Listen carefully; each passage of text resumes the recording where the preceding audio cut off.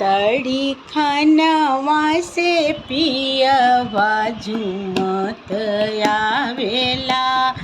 तड़ी खानवा से पियवा झूमत आवेला।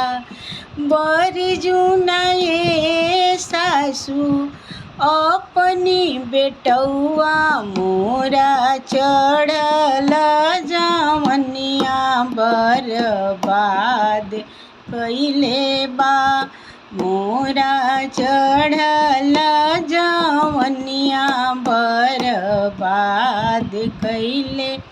कैसे मैं बरजू बहुआ, कैसे मैं बरजू बहुआ अपनी बेटौआ तोहर गोरे गोरे गलवा उनकर जान मरले बा।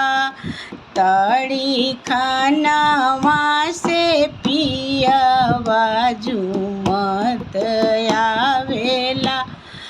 तड़ी खानवा से पियवा